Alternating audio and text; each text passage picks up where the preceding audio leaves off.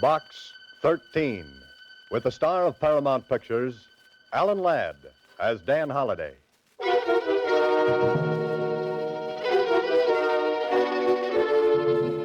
Box 13.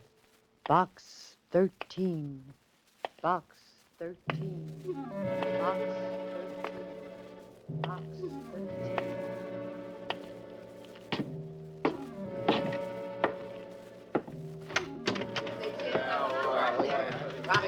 Copy, boy. Hiya, Mr. Holliday. What do you say? Where's that society page, please? Hiya, Holliday. Hiya. Jerk the first paragraph in that Simmons story. Hiya, Dan. How are you? Hiya, Susie.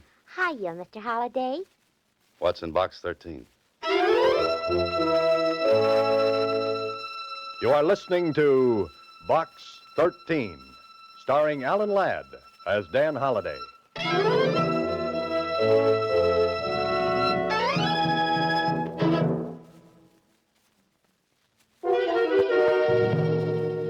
Now for Box 13, starring Alan Ladd as Dan Holliday.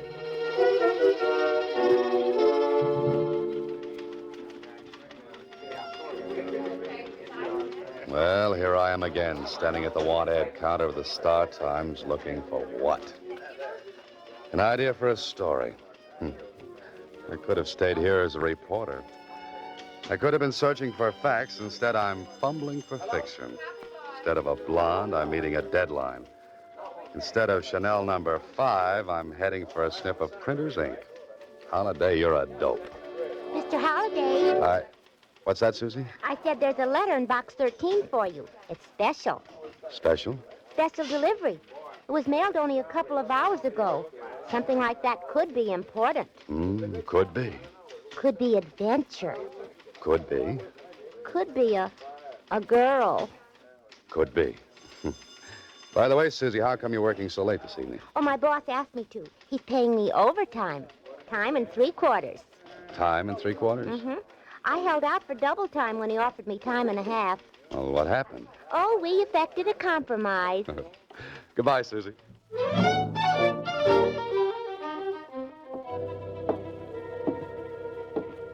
Special delivery, huh? Well, this could be very important. Also, it couldn't. Well, come on, open it up, Holliday. You haven't got all night. I'm in terrible trouble. Please come to room 718 at the Bradford Hotel. Hurry. Signed, Agatha Marsh. That sounds urgent.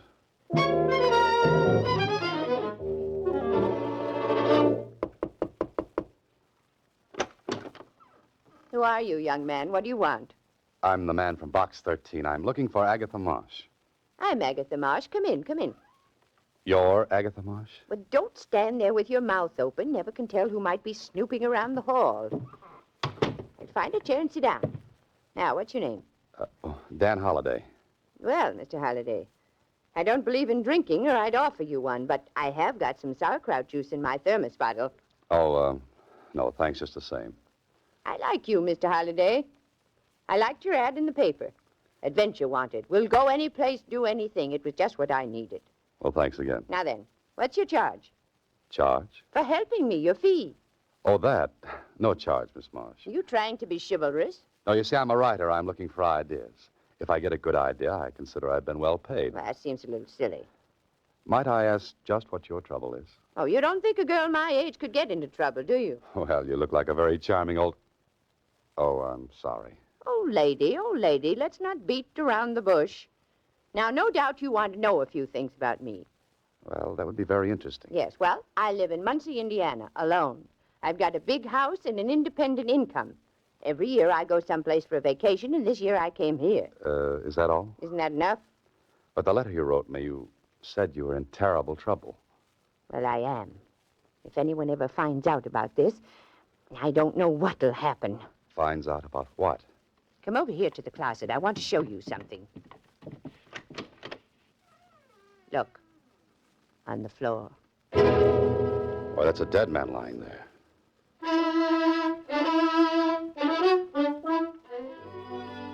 Well, this would make a good opening chapter for a story. Young man goes to help charming old lady who is in terrible trouble. Terrible trouble turns out to be a corpse. Corpse? Hey, wake up, Holliday. This is the real thing. Now do you believe me, young man? When did you find him? Just before I wrote you that letter. Before you wrote the letter. Why, that's hours ago. I know, but what could I do? What could you do? Miss Marsh, you could call the police. And get my name in the papers? Have all the folks back in Muncie know there was a dead man in my room? Oh, no. Miss Marsh, listen to me, please. There's a dead man in that closet. There's a law about dead men. We have to notify the police immediately. You can go to jail for hiding a body. Oh, fiddlesticks. But, Miss Marsh, look at this man. He's been shot at close range. There are powder burns on his coat. I know. I examined him before I wrote you. You see, I read all the current detective stories. Detective stories? This isn't a story. This is the real thing. I know. Why don't you try to prove that I did it? With what, a cap pistol? Now, you're a nice person, Miss Marsh, but this is going to be tough. Well, don't get so excited. A girl my age could kill a man if she wanted to. Rub him out, as they say in the murder mysteries.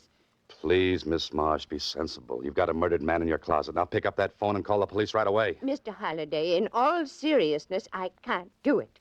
Think of what my lifelong friends would say. Yes, I know it doesn't look good. I can see the headlines now. Prominent Muncie pioneer woman found with dead body in hotel.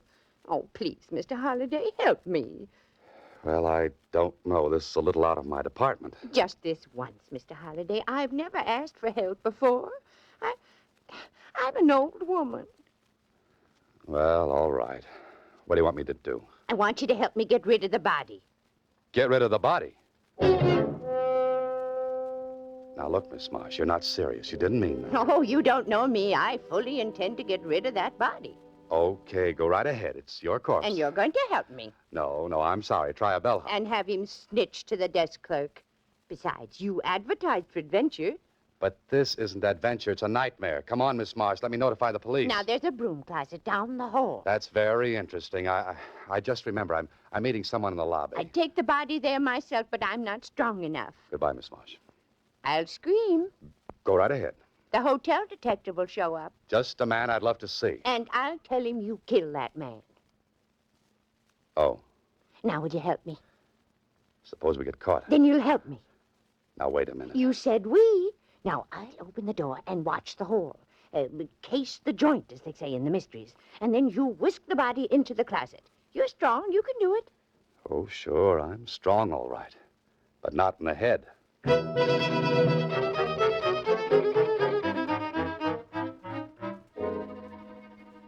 Oh, this can't be happening to you, Holliday. You can't be dragging a body down the hall of the Bradford Hotel. You know better. And as soon as you can get away from this charming but cracked old gal, you're going to talk to the police. Hurry. Now, I'll open the closet door. Put him in right there. Stick him in good. There we are. I must be crazy. Oh, good. Now back into my room before anybody sees us. There. Wasn't that easy? Easy, she says. Well, I must say you carried out your part very well. What's next in this little scheme of yours, Miss Marsh? Why, don't you know? We have to find out who killed that Michael O'Brien. You know who he is? Well, I do now. I went through his pockets. Frisked him, as they say in the stories. Well, that cuts it. You stay here. I'm going downstairs and... Who's that? Just keep cool. I'll handle everything. Oh, I can't believe this. It just can't happen. My name is Kling, Lieutenant, Homicide Bureau. Oh, come in, won't you? I intend to. Holliday, what are you doing here? Hello, Lieutenant. Oh, do you two know each other? Never mind the social chatter. I thought this was some kind of a gag. Now I'm sure of it. Holliday, just what are you trying to dream up? If I told you, Kling, you'd never believe me. Sit down, Lieutenant. Can I get you some sauerkraut juice? Well, I don't mind if... some what? Sauerkraut juice. No, thanks. Now, listen, some crackpot phoned in a tip that there was a dead man in this room. Why, Lieutenant, how can you say such things? Lieutenant, now listen. You be quiet. Miss Marsh, mind if I have a look around? Not at all. Here's the closet. Now then, you can see for yourself, Lieutenant, there's nobody there. I got your name from the desk clerk, Miss Marsh. Maybe you better tell me about yourself. I can tell you all about it now. I was talking to Miss Marsh. Are you Miss Marsh? Right now, I think I'm dead. You will be if you keep interrupting. Go ahead, Miss Marsh. Tell me about yourself. Certainly. I live in Muncie, Indiana. I arrived this morning for a 2-week vacation. I'm well known back there, and you can find out everything about me if you care to wire. How did you happen to meet Mr. Holliday here? Look, Lieutenant, if you'll permit me to tell you... I'm asking the lady. I went to school with his mother. That's what I did. Huh? See. Well, I guess it was the work of some would-be comic. But I had to investigate it just the same. Well, of course you do. Oh, but Kling, listen. Goodbye, Miss Marsh. So long, Holliday. But Kling, wait, I want to go with you. Why don't you two have a fast game of hearts? Mr. Holliday, wasn't that thrilling? Just like in the magazines. Miss Marsh, you're going to stay in this room until I get Kling back here. Oh, no. I want to solve this case myself. I wonder how Kling found out that...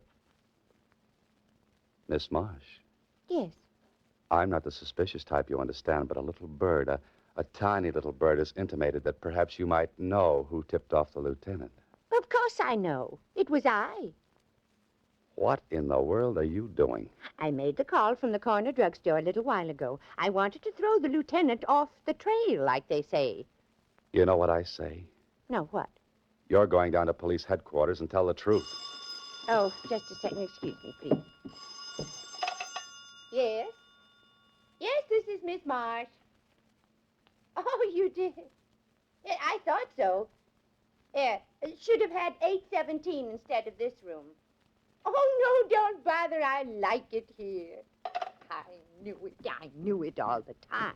What did you know? That was the room clerk. He got my reservation mixed up. I was supposed to get 817, and I got 718 instead. You mean the person who killed Michael O'Brien wanted to get back in here to remove the body? No, it doesn't sound reasonable. No, it doesn't. Well, guess who was supposed to get this room? Never mind, we're going to police headquarters. It was Tony Bascari. Tony Bascari. He's the biggest racketeer in town. He's dynamite. Miss Marsh, he's deadly. I know, Mr. Holliday, and I love it. Oh, no. You are listening to Box 13, starring Alan Ladd as Dan Holliday.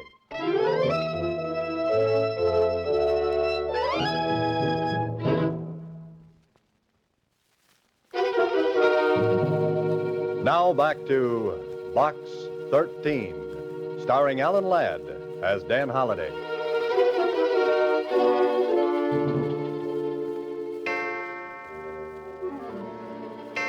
Two o'clock in the morning, and I can't go to sleep.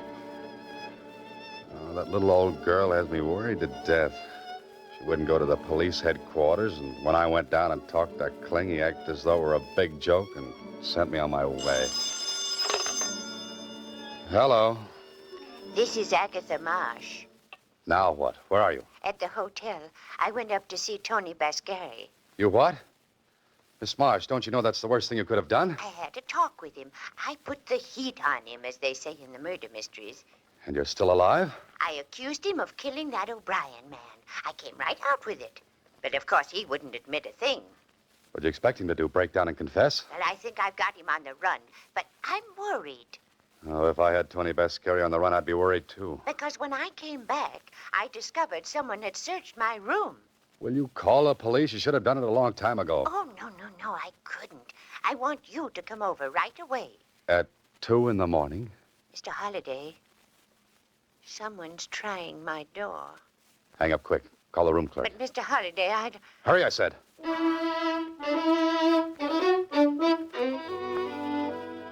The dear little meddlesome old fool.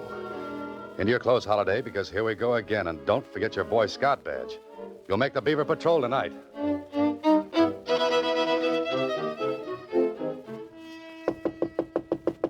clerk said she hadn't called the desk. I wonder... No, she would have screamed. Someone would have heard her. It's open. Cleaned out completely. No Miss Marsh, no clothes, no nothing. Not even a piece of notepaper. Hey, what's this? Paper airplane. Like the ones I used to make in school.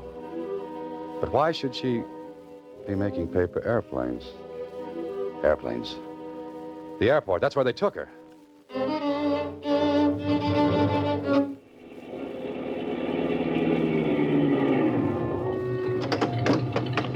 Keep that motor running. I'll be right back. Not many people around this hour of the night. Oh, there she is. And the man with her has his hand in his pocket, and I don't think it's there because it's cold. What I need now is a little fast talk and a little faster action. Okay, I'll take over from here. Who are you? What are you talking about? The old doll. Bascari wants her back. Bascari told me to put her on a plane. I'm doing it. Yeah? He changed his mind. He wants her back. I don't think so. Besides, I never saw you before. I told you, if you don't turn her over, Bascari might get sore. When'd he call me? It's only a half hour ago. I was still at the hotel. He could have called. And spilled everything over her phone. You nuts? This don't sound right. Yeah, forget it. Taking the old doll back with me. Wait a minute. Gonna call Tony first. Go ahead, stupid. Get your ears burned off. Who you calling stupid? Show me something that'll prove Tony sent you. Got a match? Stop stalling. This is a gun in my pocket. Let's talk to Tony. I've got some matches here. Thanks. Here. Oh! Get him, Mr. Holliday, quick. I'm coming. Ooh, not so fast. Ooh, I'm not as young as I used to be. You should have remembered that before you got mixed up in this. Come on, get in. Would you push? Driver, get out of here fast. What did you do to that guy anyway? I stuck him with my hat pin. I might have guessed it.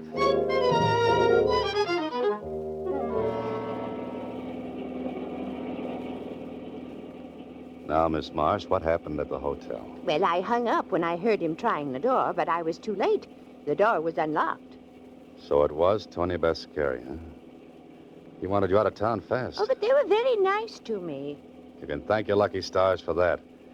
Usually, Bascari's enemies wind up in some ditch. I didn't see him again. That man, the one you knocked out at the airport, he was the one who came in my room. Well, you must have the goods on Bascari. You must have killed this man or had him killed. But why didn't he take him out of the hotel right away? But there was a convention there last night. The whole place was literally crawling with people. Oh, that's the reason. Oh, that paper airplane. That was fast thinking, Miss Marsh. Well, thank you. Well, now we can go back to Bascari. We've got the goods on him. We can crack the case, like they say in the murder mysteries. Miss Marsh, I've got news for you. We're not going to see Bascari. We're not? Well, where are we going? You'll hate me, I know, but it's the police station. Well, Holliday, what happens now? You've taken Miss Marsh to Kling's office. She looks at him. He nods her into his private office. And suddenly she comes out smiling. You try to leave, only Kling stops you. You stay here, Holliday. Kling, you can't let her walk the streets alone. Bascari will get her. Forget it. I got a man tailing her. Okay, but what happened in that office? What did she tell you? Plenty, my friend. She preferred charges against you. She preferred charges against me. Now, what are you talking about? Kidnapping. I kidnapped her? You took her off the plane by force, didn't you? Listen, Kling, that little old lady is a whodunit happy. She'll get herself killed. There really was a body in the hotel, you know. Look, Holliday, do you know what you're saying? Sure, I know what I'm saying. There really was a body in that hotel. Holliday, why didn't you tell me? I tried to, twice. Once in the room and the last time when I came in here. Now think, Holliday, carefully. Where is the body? In a broom closet down the hall. I put it there. You put it there. Yes, I put it there. Holliday, get out of here.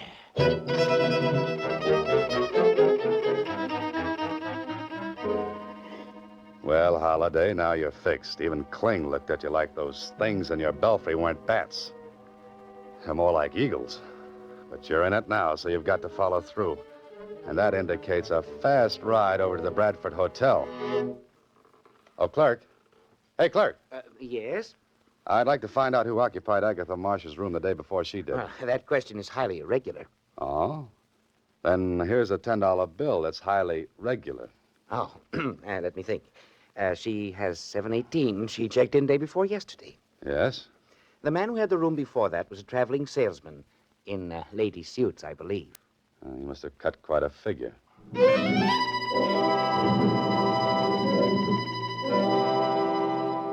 She must be in this hotel someplace. Her room's empty, but she must be around. But where? What are you worrying about, Holliday? You couldn't wait to get rid of her. Now you can't wait to get her back. You're a character who belongs back in the Middle Ages with a tin union suit for cold nights. Yeah, she'll probably show up safely with that detective tailing her. The broom closet. Wonder if the dead man is still in there. He must be. Kling hasn't showed up yet. Oh, hello, Mr. Holliday.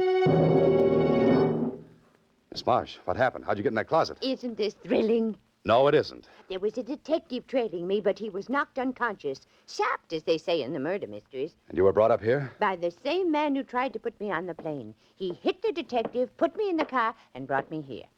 Well, you two, what are we playing now? And where is the man I put on you, Miss Marsh? He was hit over the head, Lieutenant, but I'm sure he's all right now. This the closet where you said the body was? Was is right, Lieutenant. Here, let me take a look. You know what I think, Holliday? What? I think both of you crackpots are making this all up. I don't believe there ever was a body. Kling, you have my word for it. Your word doesn't mean as much as a Chinese dollar. Kling, listen. They brought her back here, locked her up. They took the body away, didn't they, Miss Marsh? Probably going to sink it in cement, as they say in the murder mysteries. Bascari's in his room, I'll bet. Go up and talk to him. Surely, put the heat on him. Just once more, I'll play with you kiddies. Come along. Where? Miss Marsh's room. I'm locking you pixies in till I get to the bottom of this.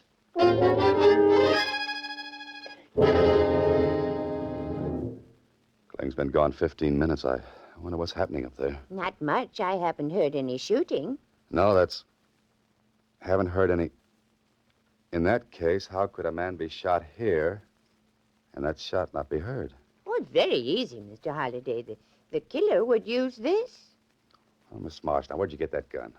Just took it out of the drawer. It was here all the time. Well, put it down until Kling returns. But I just want to show you why the shot wouldn't be heard. What do you mean? Would you excuse me, please? You see this bath towel, Mr. Holliday?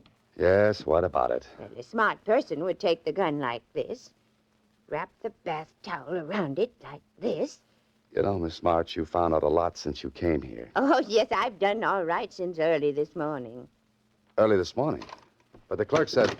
I talked to Tony Bascari, and he said... Kling, look out! Here, Miss Marsh, give me that thing. You shouldn't have moved, Mr. Holliday. I was really shooting at you. What's this all about, Holliday? What was she doing with that gun in her hand? She was going to kill me, just like she killed Michael O'Brien. That little old lady killing somebody? Miss March, you did kill him, didn't you? Then you called me, and you got Kling to come up here and catch me dragging the body away. Only he came a little late, as usual. Now, wait a minute, Holliday. Then when you couldn't pin it on me, you tried to hang it on Tony Bascari.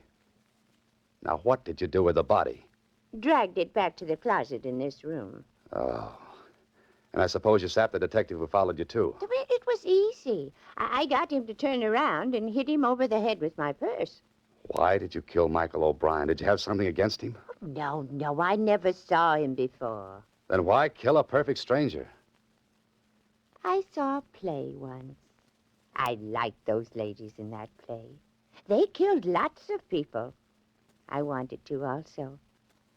Only I should have done it like the ladies. You don't mean arsenic and old lace. Yes, and I should have worn the lace and given you the arsenic.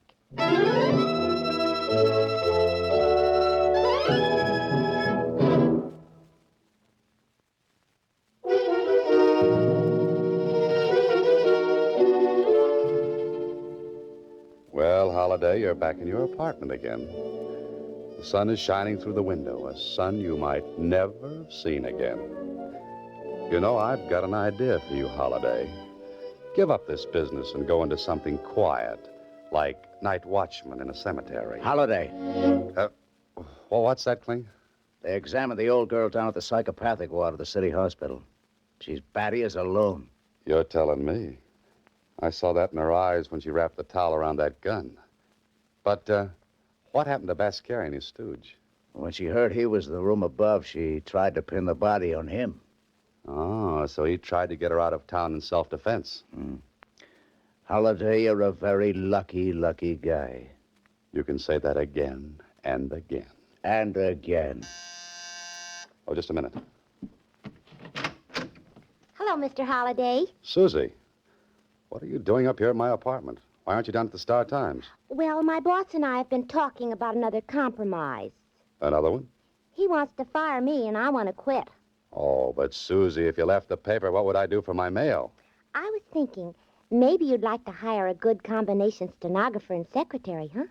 That's you? That's me.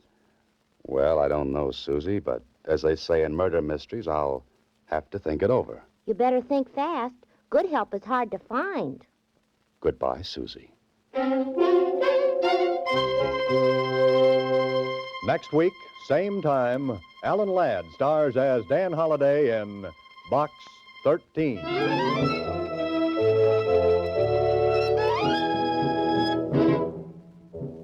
Alan Ladd appears through the courtesy of Paramount Pictures and may currently be seen in Wild Harvest. Box 13 is written and directed by Ted Hediger. Original music was composed and conducted by Rhodey Schrager. This is a Mayfair production.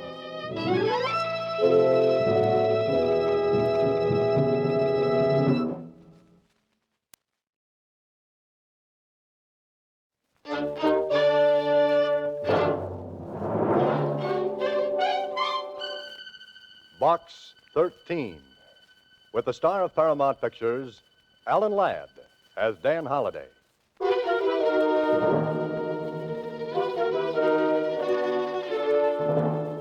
Box 13. Box 13. Box 13. Box 13.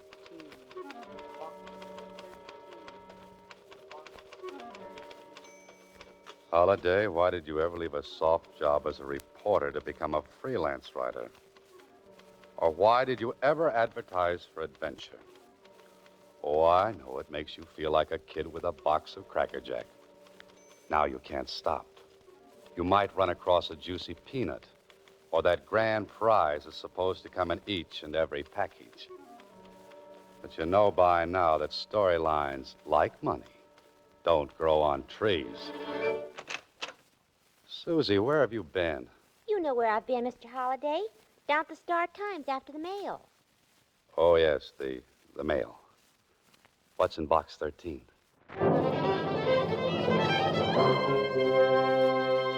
Box 13, starring Alan Ladd as Dan Holliday.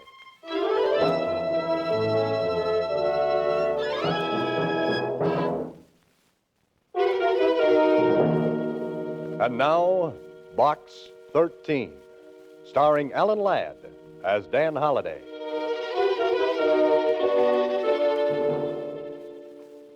Box 13. I wish I'd never rented the thing. Wish I'd never even thought of it. Mr. Holliday, you're early this morning. Well, I had to see if my new secretary's on the ball. You know, since you rescued me from that nut factory down at the Star Times, I'd work my fingers off the elbows for you. Uh-oh, now take it easy, Susie. You'll need those elbows to lean on when things get dull around here. Dull? Oh, things don't get dull around you, Mr. Holliday. Hey, what's that you're writing, a love letter? Yeah, it's a love letter to your publisher. Uh-oh. He wants to know where are the chapters you promised for the new book. And what are you telling him, Susie? A lie. A big fat one. Thanks. By the way, where are those chapters, Mr. Holliday?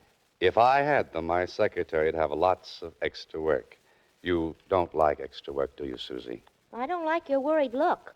When you don't have chapters, you have that look. Oh, does it show so much? Like a chinchilla coat in a dime store. It's the hallmark of my profession, Susie. Say, what was in Box 13 today? Some goof wants you should fly to Mars with him in his homemade rocket. Oh, brother. Oh, yes. There was a ticket to a radio broadcast. Radio broadcast? Silky Soap presents Time for Drama, starring Jean Blake, 8 p.m. Federal Broadcasting Studios. Now, who would want me to go to a radio show? The advertising agency, maybe? Huh. Those guys don't read adventure wanted ads. Too busy dreaming up singing commercials. Someone wants you should go to that broadcast awful bad. Yeah. She wrote please in the back of the little envelope. She? Yeah, she. And I don't like her taste in lipstick. The one she wrote this with is the color of blood.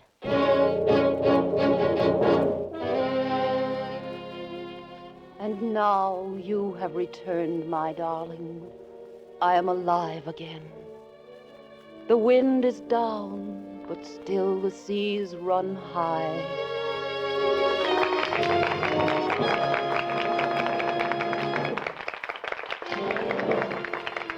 Time for Drama has presented The Wind is Down, starring Jean Blake. In the cast were Robert Baylor as John, Agnes Sloan as grandmother, and Marvin Masterson as the butler. This is FBC, the Federal Broadcasting Company.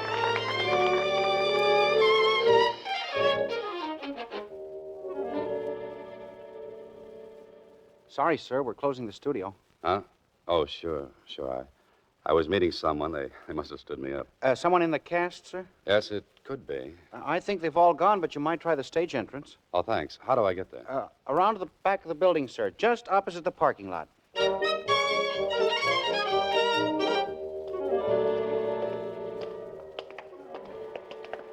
Oh, you blithering idiot.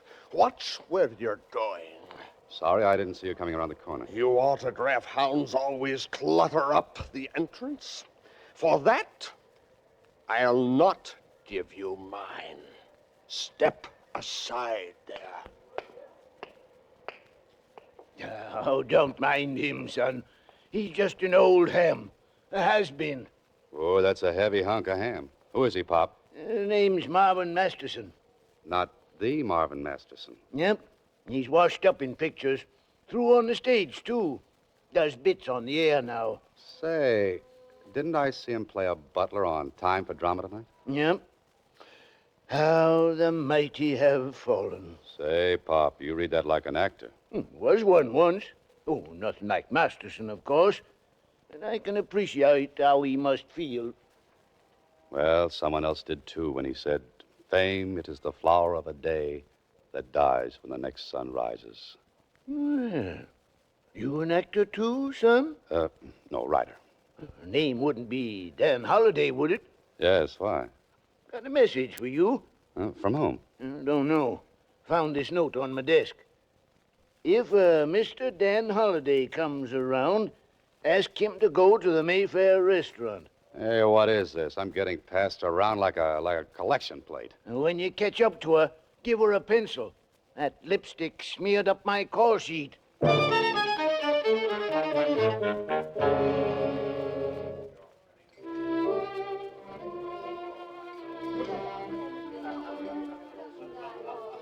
Monsieur Halliday, it is an honor to have you once more at Mayfair. You have deserted us too long. Working hard, Henri? Always. But tonight, you relax. You have fun, eh, Monsieur Halliday? What do you mean? A charming young lady waiting for you at your table. Oh, I'd hoped you'd come, Mr. Holliday. Why, you're Jean Blake. Yes. I must talk with you. We'll order later, Henri. Now, what is this all about? Oh, I suppose I am being rather mysterious. I'm used to mystery. Besides not owning a pencil, what's your problem? Pencil? Yes, that lipstick you write notes with comes off on things. Oh. I'm in danger, Mr. Holliday. Grave danger. But why come to me? I know about you in Box 13. You advertise adventure wanted. Will go any place, do anything. I need help, so... So? Mr. Holliday, I'm going to be killed.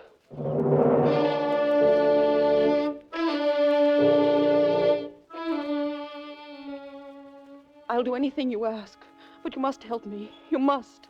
Oh, now, look, Miss Blake, I'm a writer, not a detective. Pardon, Monsieur Holliday. Yes, Henri? There's a call for you. May I plug in the phone? A call? Oh, sure. Excuse me, please. Hello? You're engaged in an interesting adventure tonight.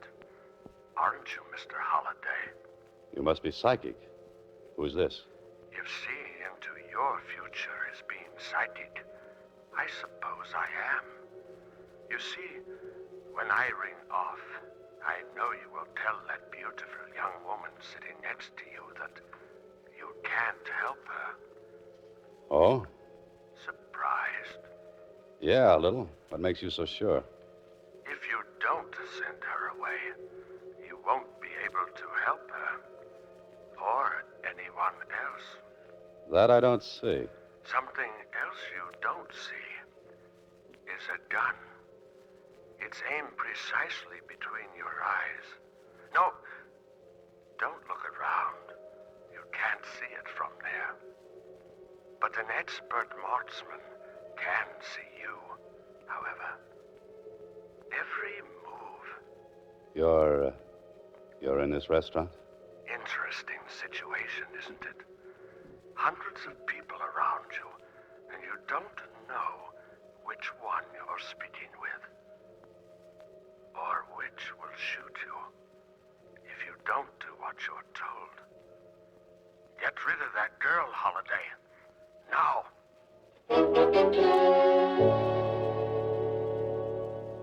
Now, Miss Blake. You will help me. But, Miss Blake, But you must. You simply must. Look, I'll pay you anything. I don't want your money, Miss Blake. I want you to see the police. You won't help me? No, That's final? that's final. Very well. Goodbye, Mr. Holliday.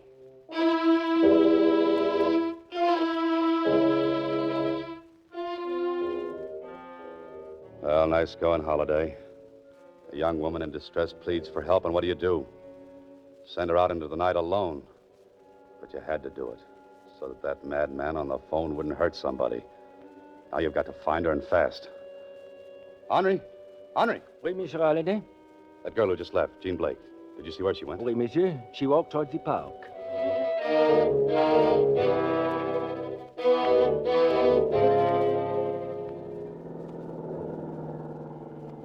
Well, this is the park, but no Jean Blake. Oh, there she is. Miss Blake! Miss Blake, wait! It's all right, Miss Blake. It's Dan Holliday. Oh, but I thought... No time for thinking. Get in my car quickly.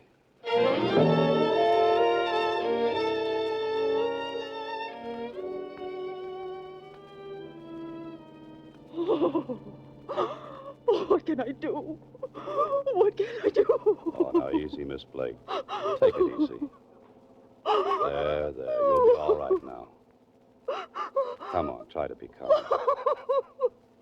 Can you tell me who's been threatening you? There's only one thing we can do. What? Go to the police. You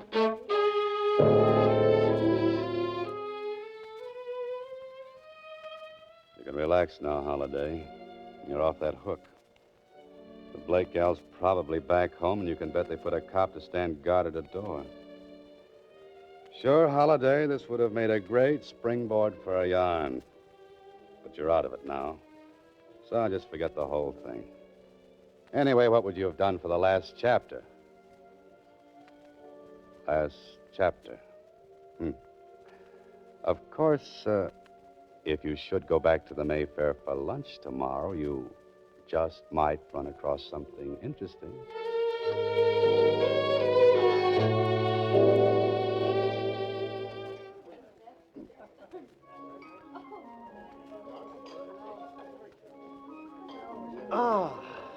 Aren't you Dan Holliday? Yes? The author? I thought as much. I've seen your pictures on dust jackets of your very exciting books. I'm a fan of yours. Well, have a seat, Mr. Masters. You recognize me. Have we bumped into one another before? Well, I'd call it a near miss. But along with a few million others, I'd recognize you anyway.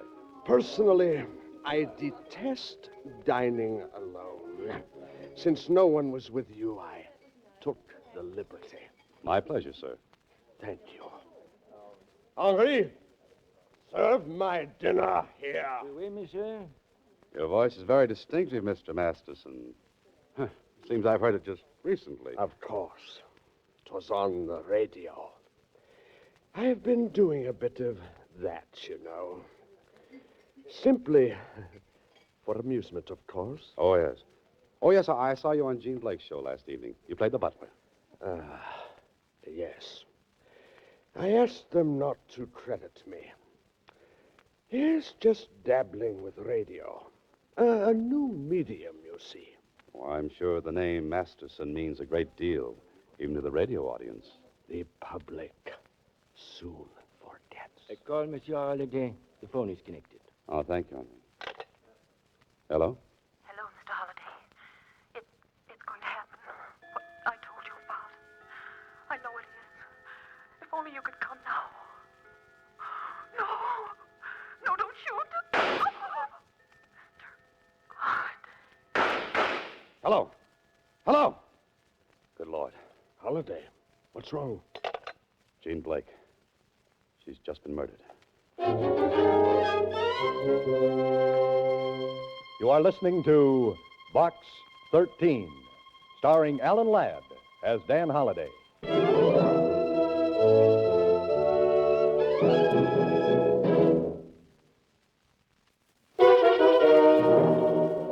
And now, back to Box 13, starring Alan Ladd as Dan Holliday. Well, what a sleuth you turned out to be, Holliday. You sit in on a mutual admiration session with a tired old ham actor. And the gal you're trying to protect gets knocked off.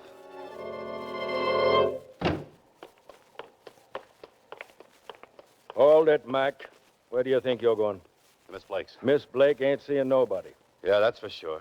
She's dead. Dead? Are you crazy, mister? I've been here all the time. Which part of the duplex is hers? Upstairs. But you can't... Come on.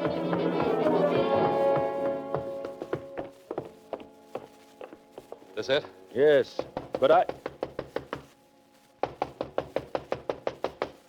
Come on, bust it in.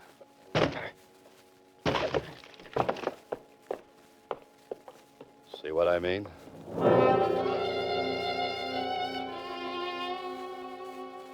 Suicide, huh? What did she take? Suicide. You better look again. She was shot. That's impossible. I'd have heard something. I've been here 6 hours and I ain't heard no shot. But there were 3 shots. I heard them just 15 minutes ago. You heard them. You wasn't here 15 minutes ago. Or was you? Were you? I told you I've been here 6 hours. Didn't you leave for cigarettes or something? I told you I've been here. Yeah, I know you've been here 6 hours. But who was around before I got here? No one. That is, nobody but them. Nobody but who? The tenants of the other apartment. An old guy and his daughter, name of Masterson. Masterson?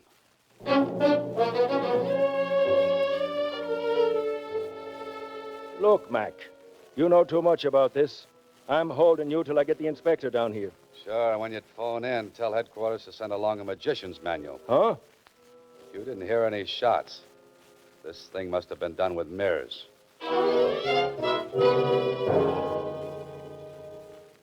Did you talk to Miss Blake after you left her last night? No, not till she phoned me this noon, Inspector. At the restaurant. She phoned you at the restaurant this noon. Yeah, that's right. I was having lunch with a guy from downstairs, Marvin Masterson. Well, I got news for you, Holliday. If you talked to anybody, it wasn't Miss Blake. What do you mean? She couldn't have telephoned you. She's been dead over 12 hours.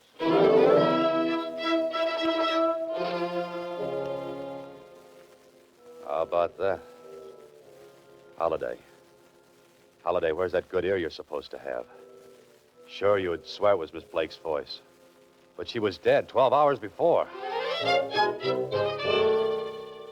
Look, Holliday, you're trying to find the last chapter.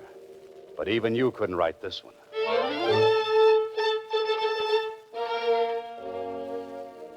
But it was her voice. Come on now, think, Holliday. What did she say over the phone? going to happen. What I told you about, I know it is. If only you could come now.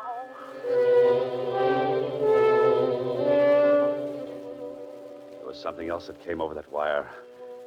Something a good ear would have picked up. If only you could come now. If only you could come now. Think, Holliday, think. What else did you hear over that phone?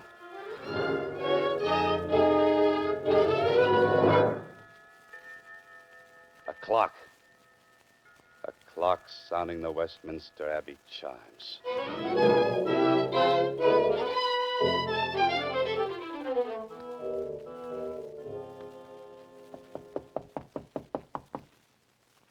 Yes, coming. Yes? Miss Masterson? I'm Dan Holliday. Oh, yes. Good evening. Won't you come in? I'm sorry to intrude. Oh, not at all. Father told me he lunched with you this noon. Oh, yes. Is your father at home? No. Oh. Is there something I can do? Oh, yes. Answer a few questions, if you will. Well, if it's about that poor girl upstairs, the police have already questioned Father and me extensively. Poor Father. He was so upset he went out to our beach cottage for a few days. I'd like very much to know... Can't you get your information from headquarters? No. Why? You see, I know more than the police do. Isn't withholding evidence a crime, Mr. Holliday? Yes. So is aiding and abetting a murder. I'm afraid that's not very clear. Some details are not clear to me. That's why I'm here. Are you insinuating that... No. I'm accusing Accusing whom of what? a father and his daughter of murder and abetting a murder, respectively. That's ridiculous. I don't think so. I get it. This is just a gag cooked up between you and my father. Well, it really isn't very funny. It's no gag. Your father murdered Jean Blake.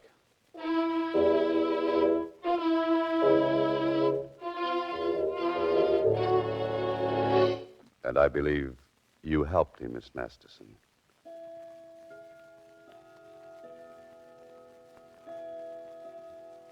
And now I'm sure of it. Is my silence that expressive? No, but your clock strikes the Westminster chimes. Chimes? I don't see what they've got to do with it. I see several things. Your fancy record player, for one. It does have an attachment for making recordings, doesn't it? Mr. Holliday, you have no right to ask questions. The police got all the information they wanted. But not the evidence to convict Marvin Masterson. I know he's a murderer. You'll have to prove that. This noon over the phone, I heard Jean Blake calling for help. Then I heard that shots had killed her. Well, if my father was dining with you at the time, how could he be the killer? I heard the murder, but not at the time it was committed. It was you, Miss Masterson, who telephoned me at the restaurant. Are you trying to say I'm clever enough to go through that shooting routine and then fake Jean Blake's voice over the phone? It was Miss Blake's voice, all right. However, I heard it 12 hours after your father killed her in this apartment. Later, he carried her body upstairs. That's fantastic. Is it? Mind if I go through this collection of records? I should find the one Jean Blake was forced to cut on this machine before she was shot to death. No, don't, please. Oh, you did play that record I heard on the phone. Yes. But I thought it was a joke Father was playing on someone. He phoned me a few minutes before and told me what to do. What did you think when you discovered Miss Blake was dead? I was frantic. You see, Father warned me to forget all about the record. He refused to answer any of my questions. Mr. Holliday, my father can't be responsible for this tragedy. He's just a broken old man. He was the idol of millions for so long, and now they don't want him anymore. It's breaking his heart, and please, I'm begging you to forget all about this, Mr. Holliday. I thought you might be innocently involved. But I'm afraid you can't protect your father from a murder charge. What will they do with him? I'm sorry, Miss Masterson, but I'll have to take that record. Don't touch that cabinet, Holliday. Oh, you didn't like the beach, Masterson. I didn't go. You're too clever to be out of my sight.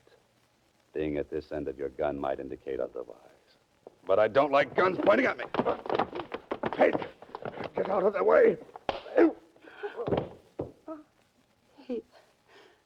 He was going to shoot you. Oh, you're so right. Fortunately, you got in the way. Are you convinced now that he killed Miss Blake? Yes. I'm afraid I am. How did you know it was done here, not up in Jean's apartment? Jean didn't have a clock, which strikes the Westminster Abbey chimes. This is Box 13, starring Alan Ladd as Dan Holliday.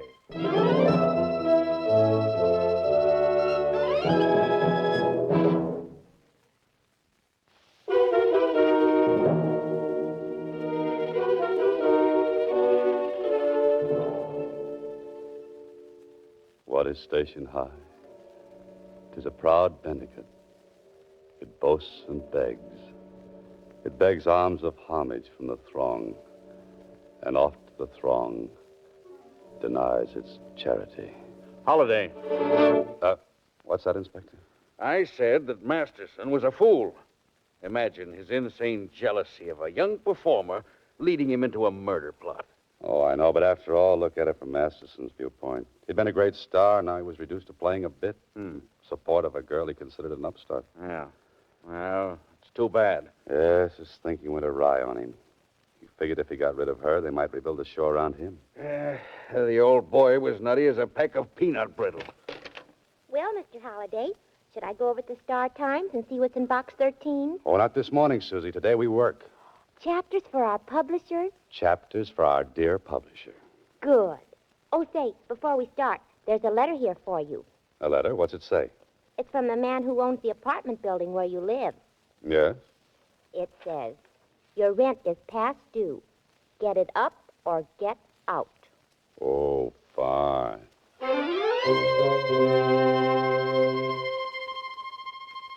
Next week, same time, Alan Ladd stars as Dan Holliday in Box 13.